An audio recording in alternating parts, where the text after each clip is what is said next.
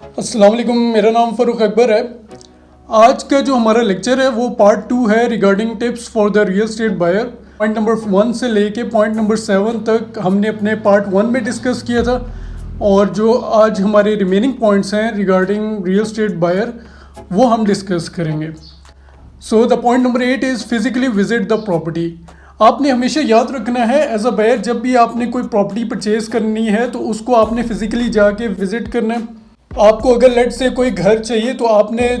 At least 3-4 घर जाके physically visit करने हैं, या फिर अगर कोई प्लॉट भी आप लेना चाह रहे हैं तो वो भी आपने मौके पे जाके देखना है कि प्लॉट की क्या डायमेंशंस हैं, प्लॉट लेवल है, मेन रोड के ऊपर है या गली का प्लॉट है। इसी तरह मुख्तलिफ कैटेगरीज होती हैं प्लॉट्स में, अगर वो कैटेगरी प्लॉट है तो वो भी आपने चेक करना है फिज़िकली जाके। जो डॉक्यूमेंट्स में प्लॉट नंबर लिखा हुआ है फिज़िकली वही प्लॉट जो है वो एग्जिस्ट करता है या नहीं करता। कहने का मकसद ये है कि जो भी आप प्रॉपर्टी लेना चाह रहे हैं आपने फ़िज़िकली ज़रूर जाके वहाँ पे विज़िट करना है और फिर ही आपने वो प्रॉपर्टी परचेज़ करनी है। मोस्टली ये देखा गया है कि जो ओवरसीज़ पाकिस्तानीज़ हैं वो ये करते हैं कि वो किसी की ड्यूटी लगा देते हैं कि उनके बिहाफ पे लेट से कोई बंदा उनके जानने वाला होता है, कोई रिश्तेदार होता है या कोई रियल एस्टेट एजेंट होता है, ऑनलाइन उनके साथ उनकी मीटिंग्स हो रही होती हैं। और अगर रियल एस्टेट एजेंट लेट से अगर उन्होंने हायर किया है तो एजेंट उनको बताता है कि ये प्लॉट नंबर लेट से 51 है और मेन रोड के ऊपर है और बहुत ही अच्छी लोकेशन का प्लॉट है, सारी फैसिलिटीज़ अवेलेबल हैं। और ओवरसीज़ पाकिस्तानी इसको नहीं पता होता कि ऑन ग्राउंड क्या चल रहा है, और वो उन्हीं पे ही ट्रस्ट करके उनको पेमेंट भी कर देते हैं और अपनी प्रॉपर्टी परचेज़ कर लेते हैं। बाद में जब वो पाकिस्तान आते हैं और फिज़िकली विज़िट करते हैं उस प्रॉपर्टी का तो उनको पता चलता है कि वो प्रॉपर्टी बिल्कुल ही उसके मुताबिक नहीं है जो कि उनको बताई गई थी। और इस तरह देखा गया बहुत सारे लोगों के साथ फ्रॉड भी हो जाता है। आप पाकिस्तान में हैं या आउटसाइड पाकिस्तान आप रह रहे हैं, आपने इस चीज़ का ख़ास ख्याल रखना है और अपने किसी ट्रस्टेबल बंदे को आपने ड्यूटी पे लगाना है अगर आप प्रॉपर्टी परचेज़ करना चाह रहे हैं कि वो आपके बिहाफ पे यहाँ प्रॉपर्टी परचेज़ करे। अगर कोई इस तरह का बंदा आपकी नज़र में नहीं है तो आपको चाहिए कि आप ख़ुद आके, जब भी आप पाकिस्तान आते हैं आप ख़ुद जाके फ़िज़िकली चेक करें जिस जगह आप प्रॉपर्टी परचेज़ करना चाह रहे हैं, उसकी पहले फुल इन्फॉर्मेशन कलेक्ट करें और फिर उस प्रॉपर्टी को परचेज़ करें। Next point is verification of property after token money. अगर आपको कोई प्रॉपर्टी पसंद आ जाती है तो आपने सबसे पहले उसका कोई टोकन मनी देना है और आपने जो उसके ऑनर हैं या जो सेलर है उनसे डिमांड करना है कि सर आप इसके अलॉटमेंट लेटर की कॉपी दे दें और अपने आईडी कार्ड की भी कॉपी दे दें। आप खुद परचेज़ कर रहे हैं, कोई रियल एस्टेट एजेंट इन्वॉल्व नहीं है, तो आपने खुद उस जगह जाके चेक करवाना है जहाँ से भी ट्रांसफ़र होती है प्रॉपर्टी कि ये प्रॉपर्टी वाकई ही उस बंदे के नाम पे है जो आपको ये प्रॉपर्टी सेल कर रहा है। और अगर तो कोई रियल एस्टेट एजेंट इन्वॉल्व होता है, आप किसी रियल एस्टेट एजेंट को हायर करते हैं तो आपने उसको भी साथ लेके जाना है। आपने और रियल एस्टेट एजेंट दोनों ने जाके प्रॉपर्टी वेरीफाई करनी है और चेक करना है कि ये प्रॉपर्टी जो आप परचेज़ करना चाह रहे हैं वो वाकई ही इसी बंदे की है जिसके साथ आप डील कर रहे हैं और इस प्रॉपर्टी में कोई प्रॉब्लम तो नहीं है, कोई कॉन्फ्लिक्टेड प्रॉपर्टी तो नहीं है। आपने ये सारी चीज़ें चेक करनी है। इसके अलावा आपने ये चेक करना है कि अगर लेट से आप किसी सोसाइटी में परचेज़ कर रहे हैं प्रॉपर्टी तो आपने उसका एनओसी चेक करना है। आपने ये भी चेक करना है कि ये सोसाइटी जो है पोजेसन दे रही है या नहीं दे रही और ऑन ग्राउंड कितनी डेवलपमेंट हुई हुई है इस सोसाइटी में। साथ ही आपने ये भी चेक करना है कि इस सोसाइटी के जो ऑनर हैं वो कौन है और उनकी रेपुटेशन कैसी है, और जो डेवलपर है जो सोसाइटी को डेवलप कर रहा है उसकी रेपुटेशन कैसी है। प्रीवियस उनके कुछ आपने प्रोजेक्ट्स देख लेने हैं, आपने उनकी हिस्ट्री चेक करनी है कि इन लोगों ने किसी के साथ कोई फ्रॉड तो नहीं किया। इसके अलावा आपने अपनी पूरी जो है तसल्ली करनी है कि जो प्रॉपर्टी ले रहे हैं वो 100% क्लियर है और फिर ही जाके आपने उस प्रॉपर्टी की पेमेंट करनी है। Point number 10 is avoid too many options and don't be confused. आपको एज अ बायर चाहिए कि आप 3-4 प्रॉपर्टीज़ देखें, जिस तरह की भी आपकी रिक्वायरमेंट्स है आप उसी के मुताबिक 3-4 प्रॉपर्टीज़ देखें, और अगर आपको उनमें से कोई प्रॉपर्टी पसंद आ जाती है तो आप उन्हीं में से ही कोई प्रॉपर्टी परचेज़ कर लें।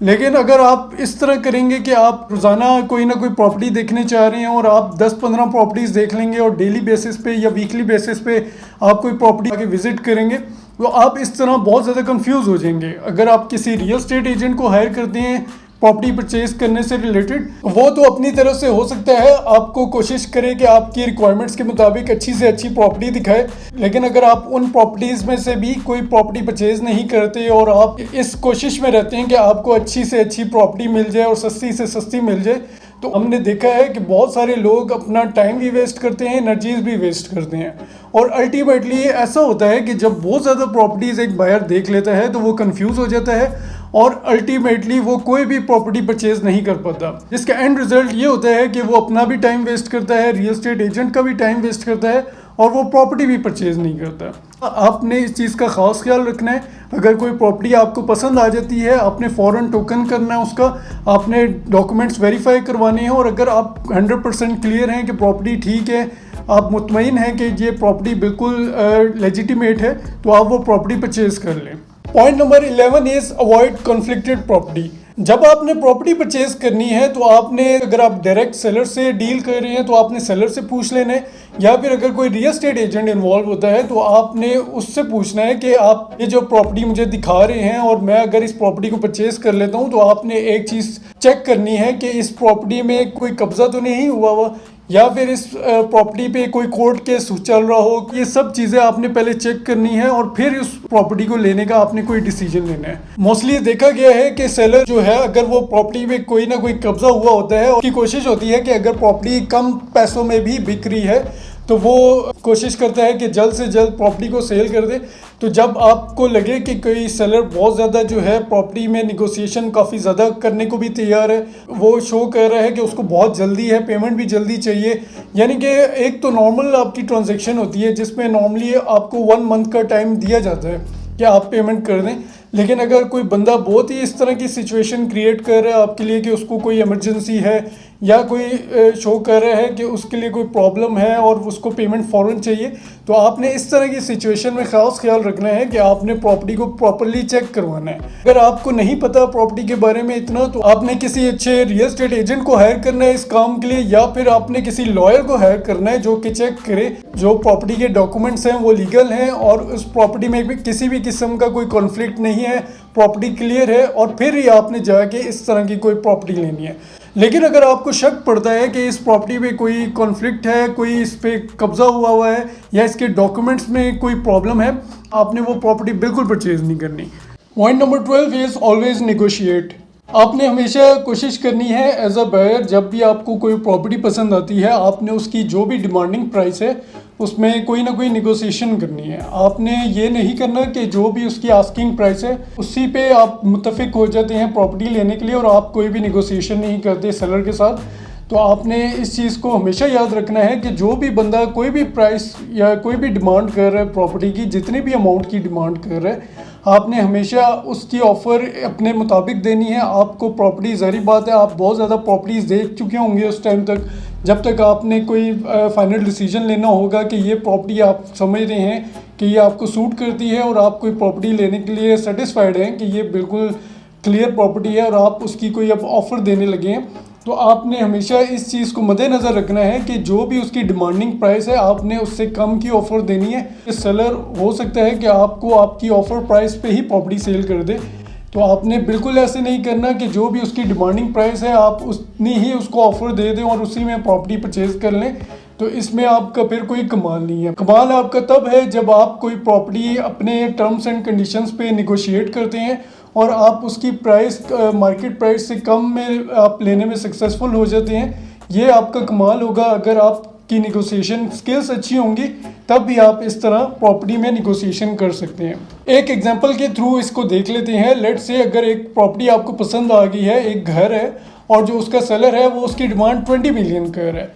तो आपने उसको 18 मिलियन की ऑफ़र दी है, लेकिन साथ ही आपने उससे कहा कि मैं आपको विदिन 1 मंथ जो है इस घर की फुल पेमेंट करूँगा। और इस पे हो सकता है कि इन टर्म्स एंड कंडीशंस पे सेलर एग्री ना करे, क्योंकि हो सकता है इमीडिएट पेमेंट चाहिए हो। तो आपने इस चीज़ को चेक कर लेना है कि अगर तो सेलर को अर्जेंट पेमेंट की ज़रूरत है तो हो सकता है कि आप उसको 17.5 मिलियन की ऑफ़र दें और आप उससे ये कहें कि मैं आपको 1 महीने के बजाय 3-4 दिनों में आपको इस घर की फुल पेमेंट कर दूंगा। तो हो सकता है कि वो आपकी ये ऑफ़र एक्सेप्ट कर ले। तो आपने हमेशा इन चीज़ों को मद्देनज़र रखना है। आपने हमेशा टर्म्स एंड कंडीशंस जिनके ऊपर आप निगोशिएट करेंगे वो आपकी ये स्ट्रॉन्ग पॉइंट्स होने चाहिए, और जितने अच्छे आपके निगोशिएशन स्किल्स होंगे उतनी ही आप अच्छी प्राइस में प्रॉपर्टी लेने में कामयाब हो जाएंगे। Next point is make the payments to the owner only. आपने इस चीज़ का खास ख्याल रखना है कि आप जितनी भी पेमेंट्स कर रहे हैं आप ओनर को कर रहे हैं, आप सेलर को कर रहे हैं। ऐसा ना हो कि आपको कोई भी बंदा आके कोई प्रॉपर्टी के डॉक्यूमेंट्स दिखाता है जिसमें जो ओनर है, जिसका नाम पे है प्रॉपर्टी, वो कोई और है और आपको जो प्रॉपर्टी सेल कर रहा है बंदा वो कोई और है। तो आपने इस चीज़ का ख़ास ख्याल रखना है। मोस्टली रियल स्टेट में ऐसा भी देखा गया है कि लोग बयाने पे प्रॉपर्टी परचेज़ कर लेते हैं, वो एग्रीमेंट कर लेते हैं सेलर के साथ और उसी बयाने पे आगे प्रॉपर्टी किसी को सेल कर देते हैं। इस चीज़ में भी आपको ये देखना चाहिए कि जिस बंदे ने बयाना किया है उसके पास ओरिजिनल एग्रीमेंट है ऑनर के साथ जो हुआ है, और साथ ही साथ उसके पास ऑनर के जो अलॉटमेंट लेटर है, जो प्रॉपर्टी का अलॉटमेंट लेटर है वो भी, उसकी कॉपी भी है, साथ ही जो ऑनर का CNAC की कॉपी है वो भी उसके पास है। फिर भी एहतियात करनी है कि जो बंदा आपको ये प्रॉपर्टी दिखा रहा है वो कोई क्रेडिबल बंदा है, यानी कि जिसने बयाने पे प्रॉपर्टी ली हुई है वो कोई क्रेडिबल बंदा है, तब भी आपने जाके उससे फर्दर प्रॉपर्टी परचेज करनी है। क्योंकि मोस्टली रियल स्टेट में इस तरह काफ़ी चल रहा होता है कि लोग बयाने पे ही प्रॉपर्टी लेते हैं और बयाने पे ही आगे सेल कर देते हैं और अपना जो भी प्रॉफिट मार्जिन होता है वो साइड पे करके ऑनर से प्रॉपर्टी बयाने पे लेके आगे किसी एंड यूज़र को सेल कर देते हैं। तो अगर इस तरह की सिचुएशन है, आपने देख लेना है कि जो बंदा आपको बयाने पे प्रॉपर्टी सेल कर रहा है वो कोई क्रेडिबल बंदा है, तब भी आपने जाके उसको पेमेंट करनी है। लेकिन अगर आपको इन चीज़ों के बारे में क्लैरिटी नहीं है तो आपने इस तरह की डील में नहीं पड़ना। आपने कोशिश करनी है कि आपने सेलर के साथ डील करनी है, जो ओरिजिनल ऑनर है आपने उसके साथ डील करनी है और आपने उसको ही पेमेंट्स करनी है। आपने किसी भी थर्ड पर्सन को उसकी पेमेंट्स नहीं करनी, अदर देन ऑनर किसी को भी आपने कोई भी पेमेंट बिल्कुल नहीं करनी।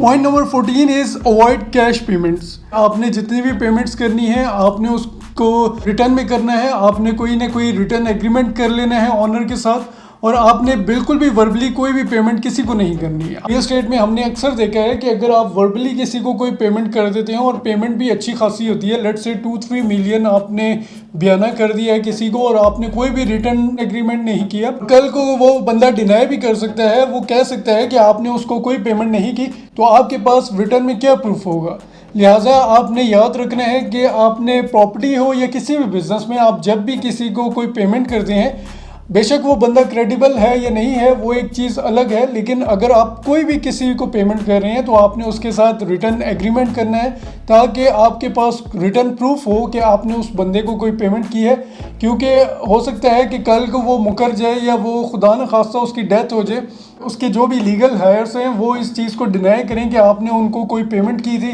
तो इस तरह की सिचुएशन से बचने के लिए ज़रूरी है कि आप हमेशा जब भी कोई कैश पेमेंट करें या कोई भी पेमेंट किसी को भी करें तो आपने हमेशा रिटर्न एग्रीमेंट कर लेना उसके साथ ताकि आपके पास कोई ना कोई रिटर्न प्रूफ हो। Point number 15 and the last point of our lecture today is try to avoid files in real estate. अगर आपके पास कोई अमाउंट है और आप प्रॉपर्टी परचेज करना चाह रहे हैं तो आपने इन फाइल्स से स्पेशली बच के रहना है, क्योंकि बहुत सारी सोसाइटीज़ में फाइल सिस्टम चल रहा होता है और बहुत सारी सोसाइटीज़ में NOC भी नहीं होता और ना ही उनके पास एरिया होता है जो कि वो शो कर रहे होते हैं अपने बायर्स को। बहुत सारे फ्रॉडुलेंट एलिमेंट्स इसमें इन्वॉल्व होते हैं। ऐसा नहीं है कि सारी ही सोसाइटीज़ फ्रॉड होती हैं, लेकिन मेजॉरिटी हमने यही देखा है कि मोस्टली जो सोसाइटीज़ होती हैं उनके पास जो लैंड वो शो कर रहे होते हैं उतना लैंड होता भी नहीं है, ना उस बंदे की कोई रेपुटेशन होती है जो उस सोसाइटी का ओनर है, या उस डेवलपर की कोई क्रेडिबिलिटी नहीं होती जो उस सोसाइटी को डेवलप कर रहा होता है। तो आपने हमेशा ख्याल रखना है कि जब भी आप कोई फ़ाइल परचेज़ करें तो आप चेक कर लें कि जिस भी जगह की आप फ़ाइल परचेज़ करना चाह रहे हैं उसकी लीगल वैल्यू क्या है और वो सोसाइटी लीगल है या वहाँ पे जो आप प्रॉपर्टी परचेज़ कर रहे हैं वो एक्चुअली ऑन ग्राउंड एग्जिस्ट भी करती है या नहीं करती। आपको पता होना चाहिए कि वो सोसाइटी बिल्कुल लीगल है, वहाँ पे ऑन ग्राउंड डेवलपमेंट हुई है और लोग ऑलरेडी वहाँ पे रह रहे हैं और वहाँ पे और सारी फैसिलिटीज़ अवेलेबल हैं जो कि एक बंदे की रिक्वायरमेंट्स होती हैं। अगर तो कोई ऐसी सोसाइटी है जो बिल्कुल लीगली क्लियर है जिस पे आपको 1% भी डाउट नहीं है तो फिर तो आप उस सोसाइटी में प्रॉपर्टी परचेज कर सकते हैं। लेकिन अगर आपको लगता है कि कोई ऐसी सोसाइटी है जिसके बारे में ना मार्केट में कोई अच्छी न्यूज़ चल रही है या फिर आप खुद भी चेक करते हैं और आपको पता चलता है कि उस सोसाइटी की कोई रेपुटेशन अच्छी नहीं है, तो आपने उस सोसाइटी की फाइल्स बिल्कुल भी परचेज नहीं करनी। तो ये तमाम हमारे पॉइंट्स से regarding tips for the real estate buyer जो हमारे आने वाले कुछ लेक्चर्स हैं उसमें हम डिस्कस करेंगे points related to the real estate seller. I hope आपको इन पॉइंट से कुछ ना कुछ सीखने को ज़रूर मिला होगा। Thank you very much. अल्लाह हाफिज़। पाकिस्तान जिंदाबाद।